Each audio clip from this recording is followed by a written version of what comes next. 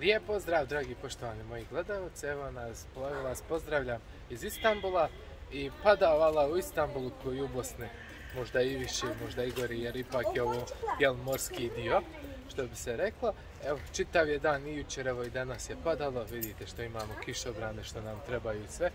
Malo ćemo danas kišnim danom prohodati, evo djeca ste sretni. Malo ćemo kišnim danom prohodati, a vama ću obavezno napomenuti da pogledate i ovaj video, što bi se reklo, do kraja, da bi mogli vidjeti, malo osjećati, razumjeti se. Nemojte zaboraviti u svojim dovama, molitvama kao i materijalnoj pomoći, pomoć narod Krajine koji je teško pogođen poplavama. Pa tako da sada krenemo polako, ja ću da okrenem kameru na suprotnu stranu. Kada se spomene Istanbul, obično se razmišlja, vidi, tamo stari grad, neke slikne turističke lokacije i slično, a danas ćemo nešto probati drugačije da pogledamo, da vidimo. To su nam, da i nazovemo, ove ulice, starog Istanbula, sporedne ulice, uličice, što bi rekao ja sa mojim drugom Neđadom, kojeg i pozdravljam ovom prilikom.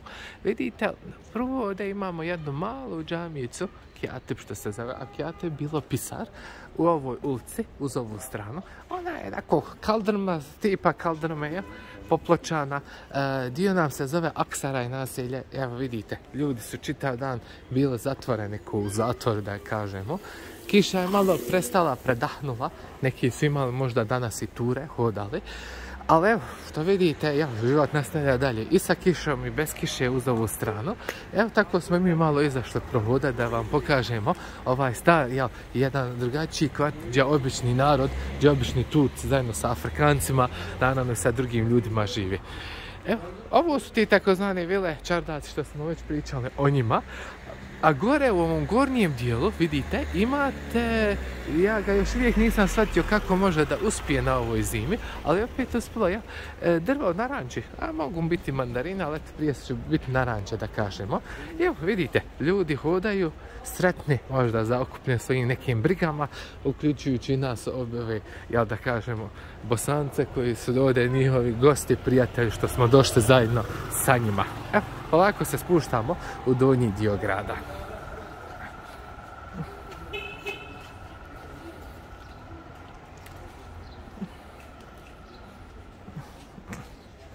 Ako malo osjetite neobičnu tu kišnu idilu, da kažem. Često se za kišu zna reći da nakon kiše sve bude čisto, da se operu i grijehi i ljudi i sve. Ovako. Evo ga, nastavljamo put prema dole, već sam spomenuo.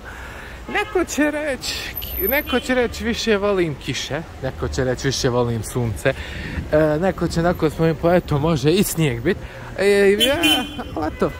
Jedno je šta god volili ili htjeli da imamo u stvarnosti, kiša, onako malo kiša, brdo i tako, u daljini zna posjećati na Bosnu, na našu rodnu grudu svima koji smo mi u inostranstvu, u dijaspori trenutno.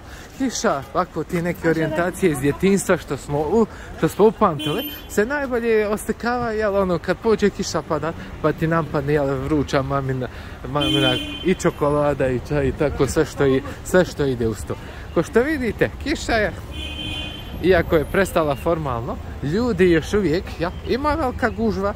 Gužve su velike, ogromne u Istanbulu. Eno dole u daljini, već sam spomenuo Aksaraj. Aksaraj kao naselje ovo ovdje što ima, ono nam je važno zbog trgovina, stvari, prodavnica na veliko i guže ljudi. Što ljudi, što životinja, što robe, što ljudi samo prolaze. Evo, malo da počujete sami. Svi imaju nešto pokazati, ljudi to nekad sretno, nekad nezadovoljno, i slično.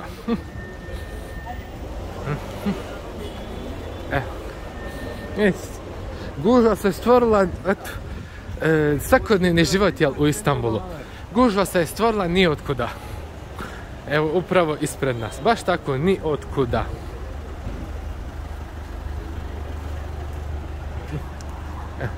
Aj, valjda ćemo uspjeti da prođemo. Ako ne mogu već auta, možda mogu ljudi. Ko što vidite. Ovako. Aksaraj je doskora do 70. i 80. godine, jel, bio mjesto sjedište kriminala, lopovluka, da kažemo, jel, javnih kuća i svega uz to što ima. Evo ga, prošli smo mi, ako ništa, jel, makar mi možemo proći, sad da okrenemo, da vidite. Često se zna desiti jedno auto koji ne zna šta bi će sa sobom ili ima previše para ili premalo iskustvo, samo tako, jel, prođe i napravi evo nekima izgleda nije bilo dosta kiše čitav dan, evo gore ima još, jel, možda je pukla voda ili neko nešto pere ili čisti, pogledajte obavezno gore uz ovaj dio. Spominjali smo već besplatan vodopad u Istanbulu, nekome možda nakon kiše, opet mu nije dosta opet pri kiše ili mu je možda pukla cijev, ko što vidite. Sad upravo on zaliva i cvijeća i sve uz to što ide. Evo, malo i da približimo. Evo, pogledajte kako je pukla cijev uz ovu stranu.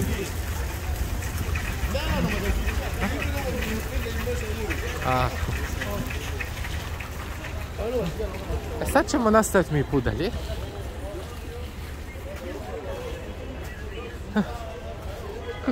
Ko što vidite, ja, ljudi se zakratko okupe, vrate se odmah ovdje, imamo, jel, gradilište što on nešto pravi, pa ćemo vidjeti kako će izaći u ovom Aksara.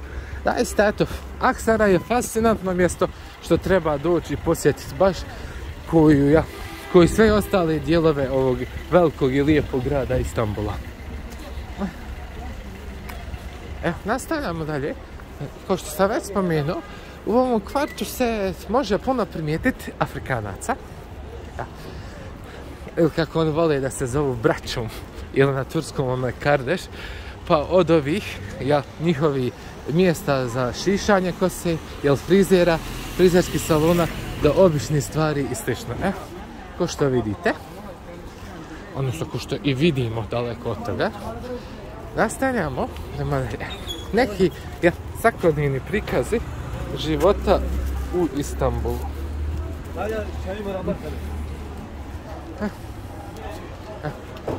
To je ovaj, ko što vidite ovdje.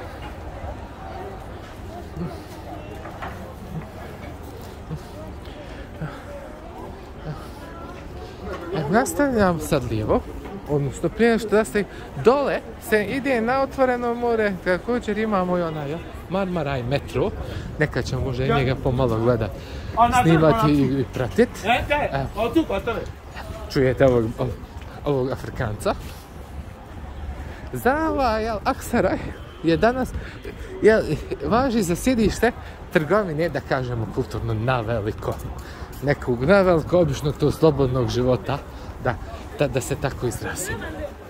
Nastavljamo put prema glavnoj cesti, gdje nam je tramvajska pruga. Znači, šta nam je važno za tramvajsku prugu, već smo je spomenuli, to je politički, ne mogu reći politički, nego tramvajski željeznički čvor koji spaja i stari Istanbul sa novim Istanbulom, i ostalim drugim dijelovima. Ko što vidite od sretne, razdragane braće, oni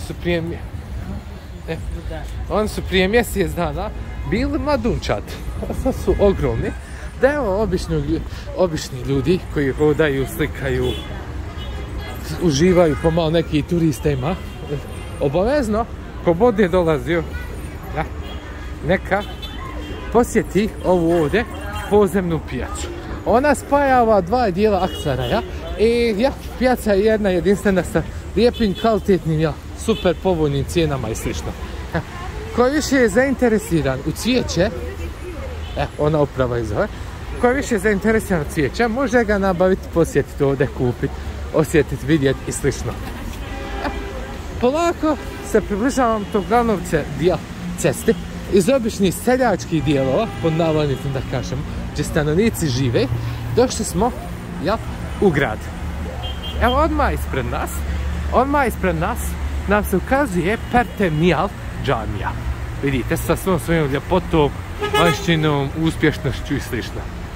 Odmah do Pertemnijal džamije, kako polako se približavamo, imamo uz gore Sahatpur. sa Sahat Kulom, naravno, dok dođemo do tamo, mi ćemo završiti ovaj dio, danas mini nešto za danas. A Sahat Kula je dano urađena, evo samo možete primijetiti. I tu je još jedno čvorište Istanbula. Ako što vidite, što sam već spomenuo, nakon kiše, sunce, kako ide ona pjesma, što znamo, može se, jel, kiša pada, trava raste, gora zelena. Tako i ovdje, nakon kiše, evo, auta su na svakom mogućem koraku i strani, ljudi svi žuri negdje i takav je taj život, da kažemo, u nekoj velikoj metropoli.